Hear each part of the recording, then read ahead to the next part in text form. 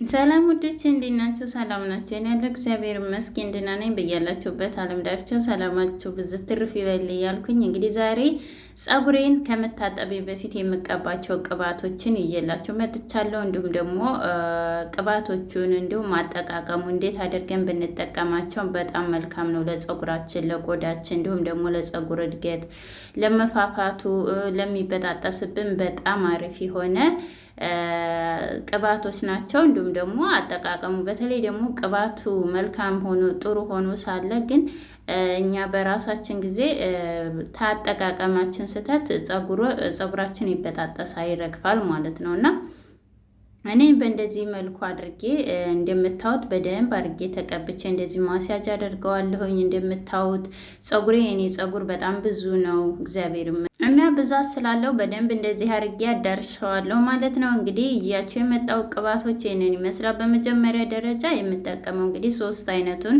እነኝህን ቅባቶች በአንድ ላይ አድርገን ቀላቅለን እንድንቀባቸው ነው ልቀባ ነው ማለት ነው። ምክንያቱም ፀጉሬ በጣም ተጎድቶብኛል በስራ እንዲሁም ደግሞ የዚህ በስራ ድክም ሲላችሁ እንዲሁም ደግሞ ውሃ የማጠጡ ከሆነ በተለይ በአሁኑ ሰዓት በጾም ሰዓት ውሃ የማንጠጣ ልጆች ፀጉራችን በጣም ይጎዳል ማለት ነው። በዛ ሰዓት እንግዲህ ግዴታ ጭንቅላታችን ስለሚደርቅ የሚጠቅመንን ማለት ወደ ውስጥ ቅባት እንዳገኝ የሚረዳንን ቅባቶች ነው የምንጠቀም ያለብን ማለት ነው። እና እንግዲህ እዚህ ጋር እኔ የተጠቀምኩት በመጀመሪያ ደረጃ የወይራ ዘይት ነው ማለት ነው። የወይራ ዘይት ወይንም ዘይት እንደምታዩት የኔ ትልቅ ነው። በትልቁ ስለሆነ ስጨምር እንግዲህ አላሳየኋቸውም፣ ልክ አለካሁትም ማለት ነው። እኔ እንደ ፀጉሬ ብዛት ነው የተጠቀምኩት ማለት ነው። እና እዚህ ጋር እንግዲህ ኮኮነት ነው። ኮኮነት እንደምታውቁት ለፀጉር እድገት በጣም ወሳኝ የሆነ ነው። ይሄ ቅባት ደግሞ ከቤታችሁ መጥፋት የለበትም ማለት ነው። እኔ አብዝቼ የወይራ ዘይትን እጠቀማለሁ ለፀጉሬ በጣም ስለሚስማማኝ እና እንደዚህ አድርጌ በደንብ አድርጌ የሚበቃኝን ያህል አድርጌ እቀላቅላለሁኝ። እናንተም እንደሚበቃችሁ ወፈር ያለ ስለሆነ እንትን ላለኝ ማለት ነው። እና እንግዲህ በዚሁ አጋጣሚ ደግሞ ለቻናል አዲስ ከሆናችሁ እንኳን ደህና መጣችሁ። ላይክ ሰብስክራይብ እያደረጋችሁ ተቀላቀሉ። እንዲሁም ነባር ቤተሰቦች ሁሌም ስለምታበረታቱኝ አመሰግናለሁኝ። እንግዲህ እዚህ ጋር ሌላኛው ቅባቴ ደግሞ የአልመል ቅባት ነው ማለት ነው። ይሄ ቅባት በተለይ ለኛ ለሀበሾች ፀጉር በጣም አሪፍ የሆነ ነው። ለምን ፀጉራችንን ያሳድግልናል፣ ያፋፋዋል። ነገር ግን ምንድነው ይሄን ቅባት ብዙ ጊዜ ሽታ አለው። ቅባቱን በጣም እንደሚስማማችሁ ነግራችሁኛል እና ኮሜንት አያለውኝ። ኮሜንት ከዚህ በፊት ሰርቸው ማለት ነው። ነገር ግን ሽታው አለ ነው የምትሉ። ሽታው ደግሞ እንደዚህ ስንቀላቅለው ይጠፋል።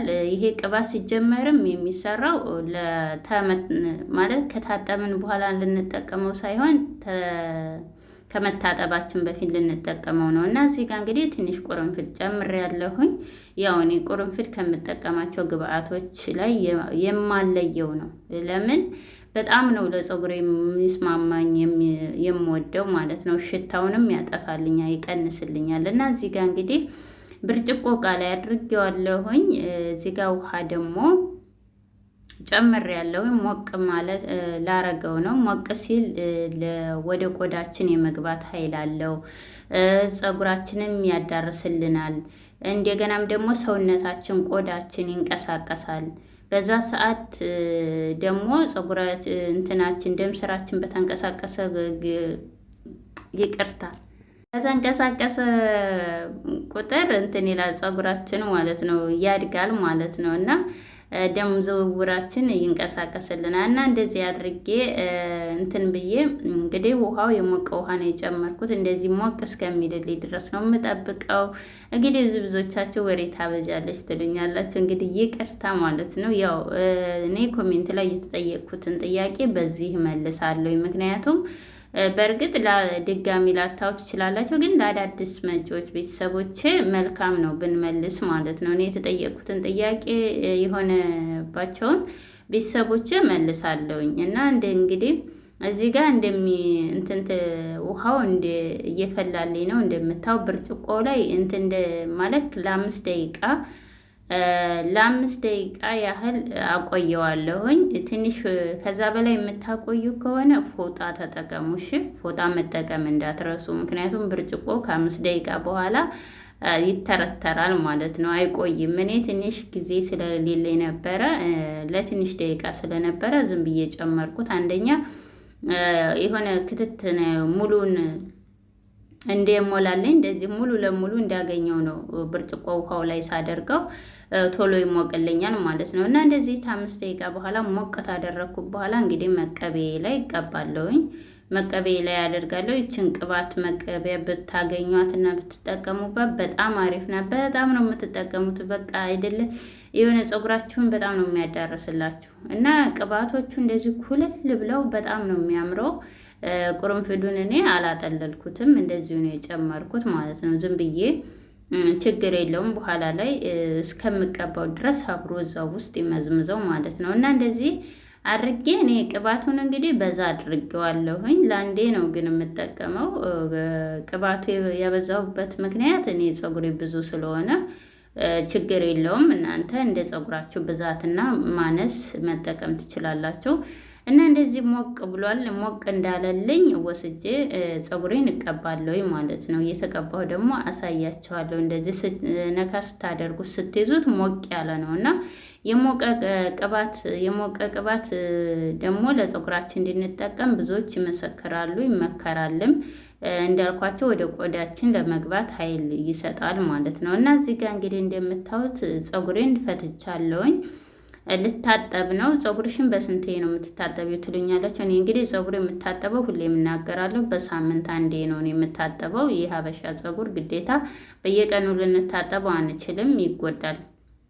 እና እንደምታዩት እንዳልኳችሁ ፀጉሬ በቃ ብስቁልቁል ነው ያለብኝ። እኔ እንጃ ጭር ነው ያለብኝ ሁላ ማለት ነው። እና እንደዚህ አድርጌ እቀባዋለሁ። እንደምታዩት ፀጉሬ ንጹህ ነው። ነገር ግን ከሳምንት ግዴታ እኔ መታጠብ ግድ ይለኛል ማለት ነው።